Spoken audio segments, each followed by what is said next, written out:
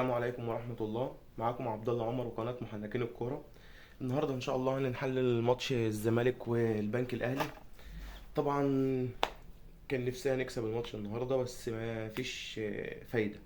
على رأي سعد زغلول يعني ما فيش فايدة. الكوتش بيسيرو لسه مصر على 3-4-3. مصر إن هو يلعب بطريقة دفاعية قدام فرق ما ينفعش معاها طريقة دفاعية. اساسا الفرقة اللي بتلعب قصادك كانت بتلعب كرات طولية في ظهر المدافعين بتوعك، عشان طارق مصطفى مذاكر المدافع، يعني الفرقة بتاعتك كويس، وعارف ان انت عندك الزناري او الونش او حسام عبد المجيد مش يعني ما عندهمش سرعة. كل لعيب فيهم بطيء. الوحيد اللي سريع وما كانش قادر برضه يكمل صلاح الدين مصدق. وياو انور مش بهدله، عدمه العافيه. انت بدات اول 5 دقايق في الماتش او اول دقيقه يعني انت ضاغط على البنك الاهلي وكره سريعه زي كل ماتش. انت بتبدا اول 5 دقايق كره سريعه بس، ما بتعملش حاجه تانية. انت جبت الجون واديت الكوره للبنك الاهلي، هو اللي بقى مستحوذ على الماتش، هو بيحرك الماتش زي ما هو عايز. اسامه فيصل وياو انور ويعقوبه، طبعا يعقوبه ده فلتة. يعني يعقوبه ده فلتة، يعني احنا واحنا ما كانش عندنا بنتايج كنت هقول لك هات. لو عايز تجيب باك افريقي يبقى يعقوبه، تمام. انما انت بتتكلم مدرب ضيع منك دوري، ضيع منك منافسة على المركز الثاني. نهائي الكاس هو لو كمل هيضيعه منك، لان حتى لو السكواد بتاع بيراميدز ده هو خلاص، يعني النهائي قرر ان هو يبقى 5، بس لو كان مش هيلعب الدوليين بتوع بيراميدز بالخطه بتاعت بيسيرو دي، انت ما كنتش تعمل حاجه. انت اتغلبت 3 الدور الاول منهم. ف بيسيرو لسه مصر اللي هو العنجهه الكرويه. 3-4-3 ليه 3-4-3؟ 3-4-3 دي فريرا لما لعبها عشان ما كانش عنده لعيبه تأدي. كان لسه شباب صغير، كانت الفرقه واقعه، ما كانش عنده حد، فعشان كده لعب 3-4-3 وهي كملت معاه. انت دلوقتي ما قريتش المدرب اللي قدامك. المدرب اللي قدامك ذاكرك كويس، طارق مصطفى. وانا قلت يعني الناس اللي اتفرجت على الفيديو اللي فات اللي هو اول فيديو ليا، انا قلت انا نفسي يجي مدرب للفرقه بتاعتي طارق مصطفى. مدرب كويس جدا، مدرب يعني عارف يستخدم الادوات اللي تحت ايده بطريقه. انا معرفش انت ليه مصر تلعب بالزناري، مع ان يعني احنا قعدنا نقول الونش وجدد، قمت انت قعدوا دكه. انا مش هسال على احمد حمدي، انا هسال انت ليه مصر 3-4-3؟ ليه مصر تلعب بطريقه دفاعيه قدام فرقه؟ يعني لو انا قلت ان انت مذاكر الفرقه ولعبت 3-4-3 عشان خاطر رياض انور وعشان خاطر اسامه فيصل، بس انت الزمالك، انت نزلت جبت جون، كمل بقى. لا، اعدل الملعب. انت جاي تعدل الملعب، يعني انت عدلت الملعب في اخر ربع ساعه وجبت جون. الجون اللي دخل فيك ده يعني زي ما بيقولوا ده العدل بتاع ربنا، ان ما ينفعش فرقه زي البنك الاهلي بالماتش اللي عملته عليك النهارده تتغلب. حرام. انت ما عملتش ولا كوره طول الماتش. طول الماتش ما عملتش ولا كوره غير الهجمه بتاعت ناصر منسي، اللي هو بنتايج عمل الاوفر. طبعا بنتايج يعني ما شاء الله عليه، كان كاتب النهارده الناحيه الشمال دي باسمه. بس انت دلوقتي عندك لعيب باك الاوفرات بتاعته كويسه، ليه ما اضغطش واظبط الملعب 4، العب 4-2-3-1؟ وليه ما اظبطش الملعب كده واخلي الباكين بتوعي يعملوا اوفرات؟ لان انت عندك ناصر منسي مفيش كرة عالية غير بياخدها. لو ركزت في الكورنرات اللي جات لنا، كل كورنر لازم ناصر منسي هو اللي بيطلع ياخدها.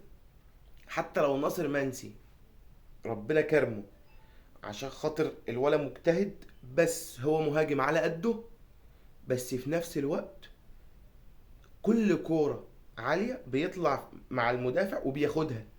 تمام. انا مش هقول ان احنا لينا كان بلانتي وهي نفسها الكرة اتحسبت علينا وكل ده، كل ده كلام في الفاضي. بعد ما دخل فيك جون، انت جبت جون. انك تتعادل، اساسا انت البنك الاهلي عامل ماتش ما عملوش على حد قبل كده. انت لو كنت اتفرجت على البنك الاهلي في ماتش سيراميكا، الفرق يعني بعد ما بيجي فيها جون بتجيب الاول والتاني والتالت والرابع، فرقه عندها كوره. فانت لما هتيجي تلاعب فرقه عندها كوره، ما تديهاش الكوره، ما تسلملهاش الكوره. انت ليه بتسلم له الكوره؟ انت اديت له الكوره وهو يعمل اللي هو عايزه، وقابلت من نص ملعبك، يعني حتى ما طلعتش تضغط من قدام. انت كمدرب اللي انا بشوفه، اول 5 دقايق في كل شوط يا بتضغط من قدام، بعد كده شكرا. ويا ريتك بتضغط ضغط اللي هو يلعبك كوره، لا، انت بتضغط ضغط اللي هو ايه، انا بضغط اهو بس. ادي بيسيرو اللي لجنة التخطيط جابته، وقعدوا يقولوا ده مدرب جامد. وميدو قال لك انا سألت لها يعني ناس في الاهلي، محسسني ان هو لما هيسأل ناس في الاهلي فالناس بتاعه الاهلي هتفيده، يعني هي عايزه توقف الزمالك على رجله. فهو انا سألت ناس في الاهلي قالوا لي علاقته باللعيبه كويسه. يعني ايه علاقته باللعيبه كويسه؟ انا عندي مدرب زي فريرا، زي ما هو شخصيه قويه، كانت اللعيبه بتحبه عشان شخصيته. مفيش لعيب اتمرن تحت ايد يعني المدرب ده اللي هو فيريرا وبطل كوره، او راح فرقه تانية، او لسه موجود في الفرقه، غير لما يتسال مين احسن مدرب مرنك يقول فيريرا. تمام. بس عشان شخصيه، يعني هو شخصيه، وكان صارم مع اللعيبه، وفي نفس الوقت اللعيبه بتحبه. لكن بيسيرو، انا شايف اوضه اللبس، انا شايف كل كرة بتحصل اللعيبه كلها بتتكلم مع بعض، محدش مركز. كل واحد عايز يرمي الغلط على التاني، كل واحد بيلوم التاني. النهارده يعني هنبدأها عواد، يعني الجونين، واحد ضربة جزاء والتاني انت يعني شال كرة من الستة، هد من الستة يارده، ودي تكملة فولو، يعني ده فولو. انما انت بتتكلم على الزناري، حسب الله ونعم الوكيل. يعني الزناري اللي لعبه كوره ظلمه، بجد والله. الزناري يعني نازل يلعب اوتات بس، وحسام عبد الجيد يطلع بره خط ضربة المرمى ورا الجون، عشان يرجع ويلعب الكرة بدماغه. ويا ريتنا، يعني احنا عملناها بتاع 10 15 مرة في الماتشين اللي فاتوا، ويا ريتنا استفدنا منها. يجي بعدها صلاح مصدق، ما كانش كويس النهارده، بس في نفس الوقت احسن الوحشين. يعني صلاح مصدق احسن الوحشين. تمام. احنا كده خلاص اتكلمنا على فريرا. فانا يعني عايز بقى الهم اللي ربنا ابتلانا بيه، عايز اساله سؤال يعني، ويا رب يعني حد من الناس اللي بتفهم كوره تساله السؤال ده: انت ليه مصر على دونجا؟ يعني ليه مصر على دونجا؟ انت النهارده لما خرجت دونجا ولعبت سيف فاروق جعفر، اقسم بالله الولا الباص بتاعه نضيف، يعني الباص بتاعه مريح للعين. يعني سيف فاروق جعفر الباص بتاعه مريح لعينيا. انما دونجا مفيش كوره صح. دونج اهم حاجه عنده في اول الماتش، راح مسك في اسامه فيصل، بس الكاميرا ما جابتش، جابت الشده بس. وطول ما هو ماشي عاوج بقه عشان خاطر اسامه فيصل. ده لعيب هو بره يعني هو بره يعني الزمالك بالمشاكل اللي هو فيه دي كلها، اللعيب ده بره الحوارات دي كلها، عايش في ملكوت تاني. يعني دونجا ده عايش في ملكوت تاني. مفيش كرة يعني بتطلع من يعني منه صح. مفيش الا كرة واحدة قسما بالله المذيع قعد يقول فيها شعر، استلم وهو بيستلم اما باص لعبد الله السعيد، لان هو كان عامل اسكان قبلها. وانا قلت في الفيديو اللي فات رقم 6 لازم الكرة جايه لي اكون عامل اسكان يمين وشمال، وعارف مين اللي هيضغط عليا وهيضغط عليا من انهي حته، وعارف لو انا هرجع الكرة ورا ارجعها لمين وارجعها ازاي. ما رجعهاش وراه، ما رجعهاش قدامه، ارجعها في مساحه عشان يجري ياخدها. تمام. ده دونجا. يعني محمد شحاته عايزين نطمن عليه، وحوار الاصابه اللي هو عشان هو خرج بين الشوطين. فانا عايز افهم حاجه بس، انت ايه ايشو ده؟ انت ليه مصر على ايشو وما بتلعبش محمد عاطف؟ ليه ايشو؟ ايشو لعيب ضعيف، يعني حتى مش لعيب مهارته عاليه فده بيعوض ده، لا، هو مهارته بطيئه، هو بيوصل واحد لواحد بيتلخبط. انا ما شفتوش عمل دريبل بالكوره، ولا عدى واحد لواحد، ولا جرى الكوره حتى وجرى وراها زي ما كان واحد كده بيعمل عندنا. تمام. انما انت ليه ما بتلعبش محمد عاطف؟ تمام. يعني خرجت شحاته ونزلت محمد حمدي. طبعا محمد حمدي لعب في حته المفروض ان هو جاي من انبي بيلعبها، ما اداش فيها حاجه. كل الكور اللي كان بيلعبها كان بيلعبها غلط. نزلت سيف الجزيري، وانا يعني، انت لما نزلت سيف الجزيري، يعني انا عايز اقول لك ايه، خرجت ناصر ونزلت سيف، اللي هو اكبر غلط في الحياه. يعني عملت اكبر غلط في الحياه. انت المفروض، تعالى معايا كده واحده واحده. انا فرقه متعادل واحد واحد، وبلعب 3-4-3، وعايز اعدل فرقتي. خليك معايا يا عم. انا واحد ما بفهمش، انا واحد على الله حكايتي، وايه، وبقعد على القهوه اتفرج على الماتش وانظر عليك، وفي الاخر بقول كلام فاضي.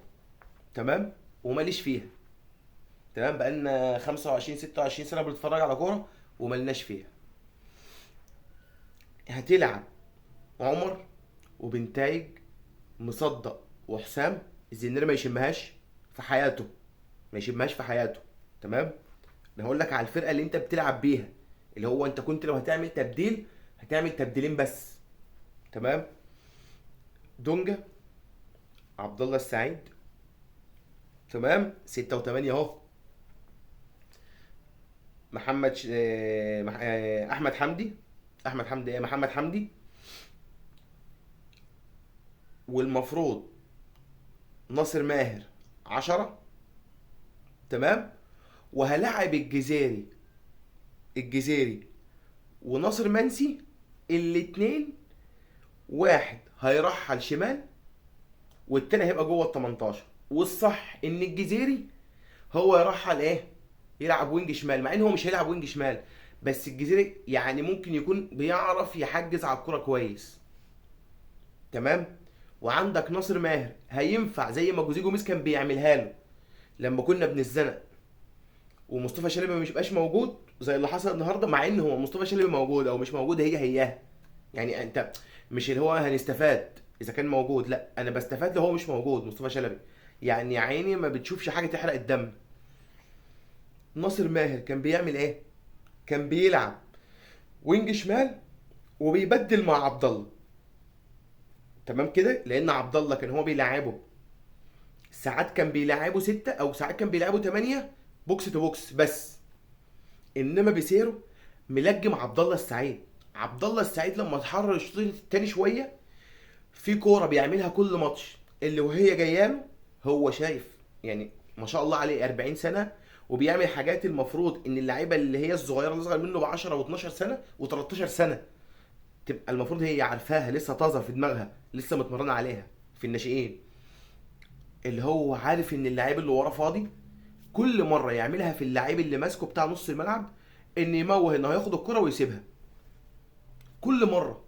وكل مره سقف، يعني انا كل مره سقف وحياه ربنا. انت مدرب جبان، مدرب فاشل في كل الفرق وكل المنتخبات اللي انت مسكتها. انت ما مسكتش الا نيجيريا باين، انا ما اعرفش السي في بتاعك اقسم بالله. يعني انا ما اعرفش انت عملت ايه في حياتك، او ايه البطوله اللي انت اخدتها، او ايه الانجاز اللي انت عملته، غير ان انت وصلت نهائي كاس افريقيا مع نيجيريا. ولما وصلت انت كنت واصل بتلعب دفاعي برضو. تمام. فانا مش عارف انت ليه مصر على دونجا، ليه مصر ان شحاته يلعب متحرر وينج، يعني حتى ما بيلعبش 8 يرحل ناحية وينج، لا، انت بتتكلم ان محمد شحاتة انت بتلعبه وينج. انا الشوط الاول انا محمد شحاته مش هيديني وينج يا عم، والله ما هيديني وينج. ده لعيب جراي مش لعيب مهاره. محمد شحاته مش هيديني وينج. مش عشان رقص طرقستين في ماتش ولا مع المنتخب خلاص هلاعبه وينج يا عم، والله ما هيلعب وينج، والله ما هيأدي لك في وينج، ولا هو ولا يا عبد الله السعيد هيأدي لك في وينج. انا ليه ما لعبش محمد شحاته وليه ما ابداش بسيف فاروق جعفر؟ محمد شحاته لعبه 6 مش 8، والله محمد شحاته هيأدي احسن من دونجا في 6، وسيف فاروق جعفر 8. ولو هلاعب ناصر منسي وينج شمال هلاعب عبد الله السعيد 10. يعني ليه؟ ليه ما اعملش كده؟ يعني انا ليه ما اعملش كده؟ ليه ما بلعبش محمد عاطف؟ تمام؟ ليه طالما انا ما عنديش وينجات ما بلعبش بقى 4 4 2؟ طالما ما عنديش وينجات اطير باكين، تمام، او اردم له لنص الملعب. انت كان النهارده طارق مصطفى عشان مذاكرك كويس كان بيلعب عليك كور طويله في ظهر المدافعين وبين اتنين، بين حسام والزناري، وانور كل مره ياخدها وانا استنى الرايه تترفع اتصدم ان هي مش اوفسايد، سابقهم ب 10 متر ومش اوفسايد. دي نصيبه سودا، يعني دي نصيبه سودا.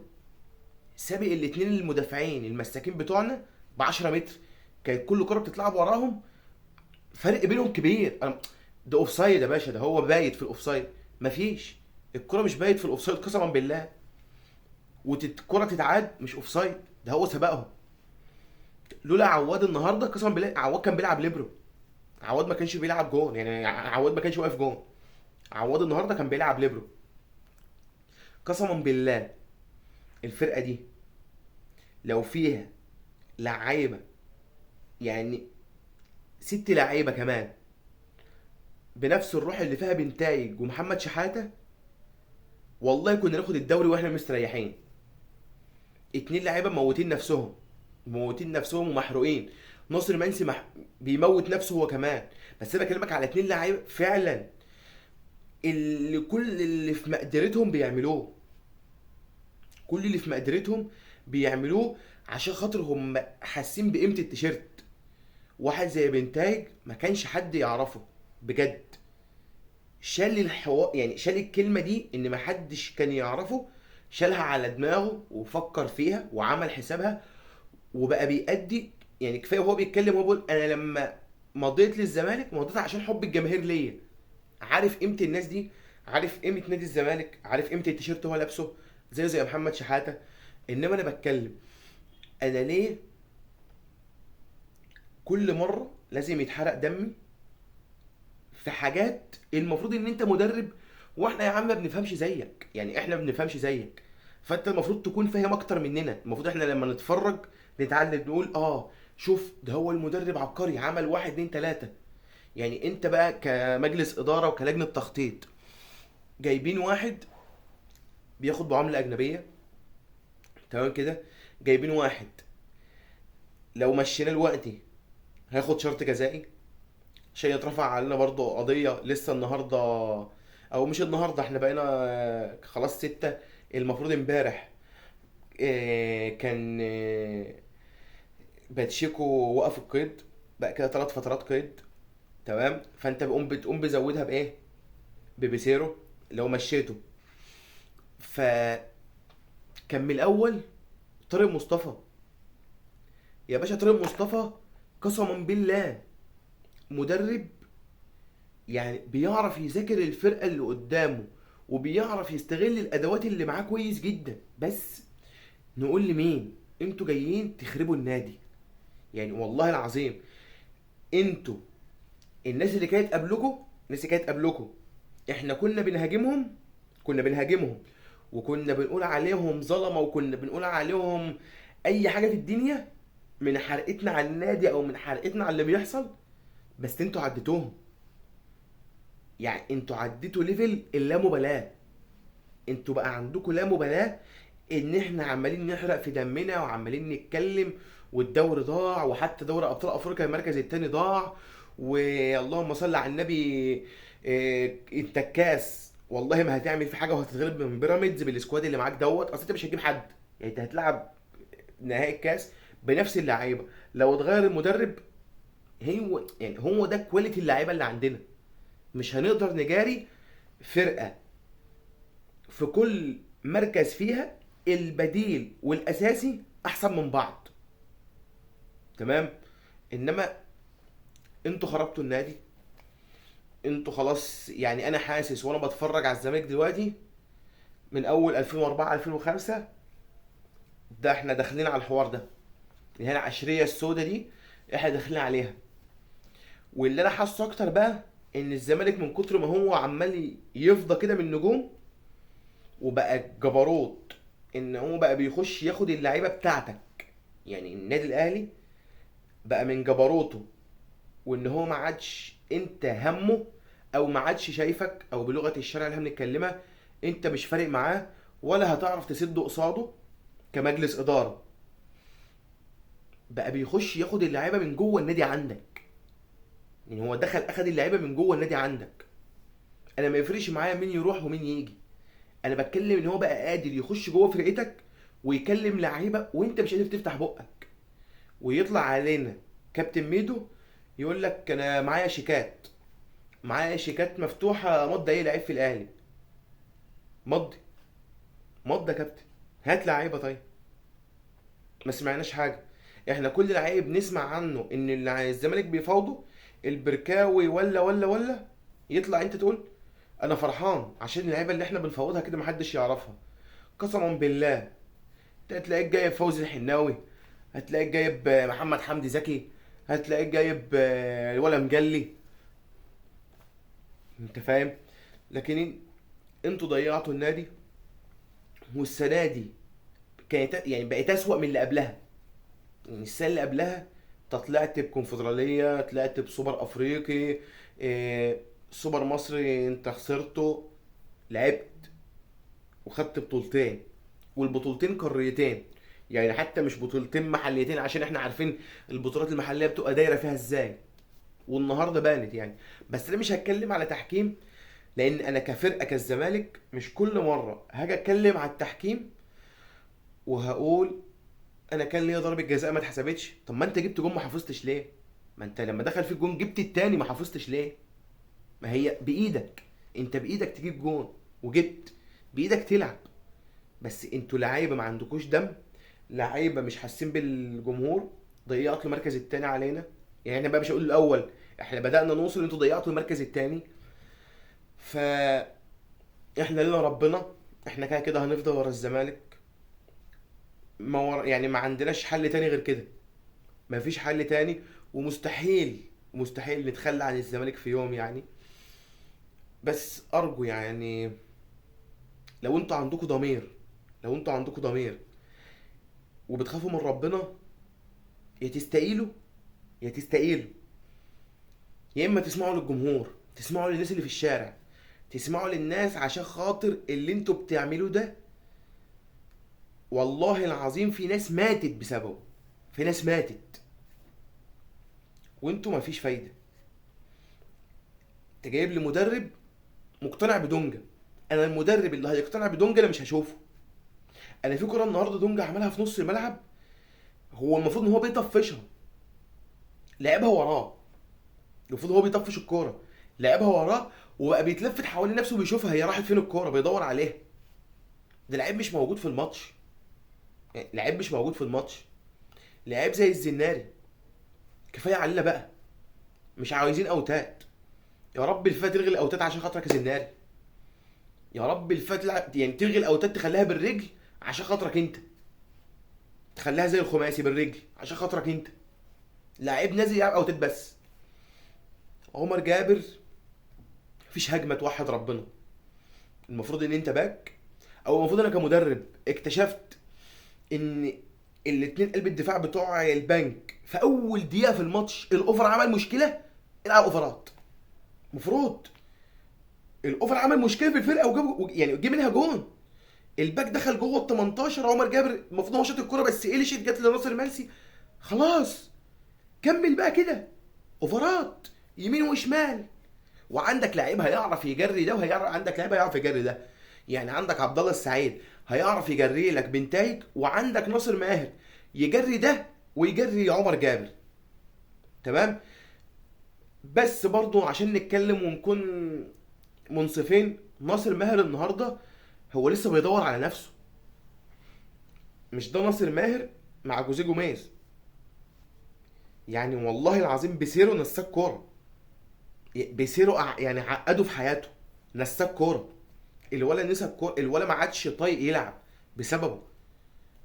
انا يعني هو طلع كلام واتقال ان ناصر ماهر اتكلم مع المدرب عشان خاطر هو عايز يلعب في مركزه. لعبني في مركزي، انا بلعب 8 باشا. ما تلعب شحاته، ما تلعب شحاته وتلعب ناصر ماهر وعبد الله 10. لاعب ناصر 10 وعبد الله 8 وانت مقتنع بعبد الله 8. بس انت مقتنع بعبد الله 8، انت ما بتخليش عبد الله يحضر من تحت. هو لو عبد الله بوكس تو بوكس وبيحضر من تحت هقول لك ماشي، كانت بتبقى ناجحه مع جوزيه جوميز، مع ان برضه كنا بننتقده فيها لان انت مضيع قيمه عبد الله السعيد. انما انت ملجم عبد الله السعيد في نص الملعب قبل الدايره ب 10 متر، وبعد الدايره ب 10 متر عبد الله السعيد ما بيعملش حاجه تانية. ما بيطلعش في ال 20 25 متر دول، ما بيطلعش بعدهم ولا بيرجع قبلهم. يعني ما بينزلش يستلم بين المدافعين. اللي بينزل يستلم دونجا وكورته. حسب الله ونعم الوكيل فيه. يعني حسب الله ونعم الوكيل فيه. النهارده اللعيبه خذلت كالعاده الجمهور، وهم كده كده مش حاسين بحاجه. يعني هم كده كده مش حاسين بحاجه ولا في دماغهم حاجه. يعني حتى ما فيش رد لكرامه الفرقه. الفرقه خلي عندكم دم. ما فيش. ان شاء الله نتمنى اللي جاي خير، ونتمنى تسمعوا مننا طارق مصطفى مش مؤمن سليمان. سيبك حتى لو مؤمن سليمان قال انا عندي شرط جزائي كبير ومش هعرف اجي. طارق مصطفى من سنه وانا بقول طارق مصطفى. قسما بالله من وهو في المغرب وانا بقول طارق مصطفى. طارق مصطفى.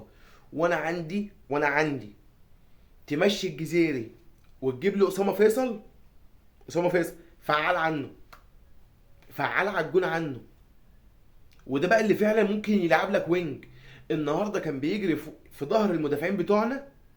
لا، عيل هجام، مهاجم قلب هجوم. تمام. يو انور ده يعني هو لعيب جامد وكل حاجه، بس ده لعيب مساحات. يعني ده لعيب يلعب بنك اهلي، يلعب سموحه، يلعب اتحاد، يلعب مع فرقه بتدافع وبتلعب كرات طويله. ما يلعبش زمالك زي مشالاك اللي هم جابوه. قسما بالله، اقسم بالله العلي العظيم، انا اللي يعرفني عارف ان لما جابوا ميشالاك قلت والله ما هينجح في الزمالك. لان ميشالاك لعيب مساحات. هو ميشالاك الصفقه فشلت مش عشان ميشالاك وحش. ميشالاك لعيب مساحات. لعيب عايز الكره تترمى له في مساحه وهو يجري ياخدها. وانت كزمالك مش كده. انا كزمالك ما بلعبش تحت الكوره مدافع. انا اسمي الزمالك فبنزل بهاجم. كل فرق قصادي بتنزل مدافعه متكتله. فلازم اللعيب اللي هجيبه في الصفقات لعيب يكون اهم حاجه عنده واحد على واحد بيعرف يعدي. عنده الباص هما بيسموه الباص المفتاحي اللي هو البري اسيست. يكون غير المتوقع. اللي هو لعيب بيبتكر. يكون سريع. يكون سريع بس اللي اهم عندي ان هو عالجون فعال، وان هو بيعرف يعدي واحد على واحد. لكن غير كده هنفضل في نفس الدوامه كاننا في غساله فول اوتوماتيك، عمالين نلف وعمالين نخبط هنا شويه وفوق شويه وتحت شويه ويمين شويه. فارجو من الاداره استقيموا. استقيموا يرحمكم الله.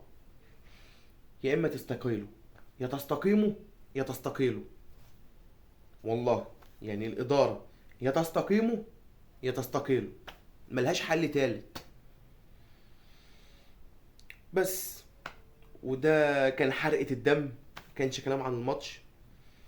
لو عجبك الفيديو ممكن تشترك في القناة، تعمل لي لايك، حتى تكتب كومنت وتصلي على النبي عليه افضل الصلاة والسلام. وهكون شاكر جدا لو حد ليه تعليق على الكلام اللي انا بقوله يقول لي وانا هرد عليه. مفيش اي مشكلة، احنا كلنا واحد، واحنا كلنا لما هنيجي نتكلم احنا بنخاف على مصلحة النادي بتاعنا. والسلام عليكم ورحمة الله وبركاته.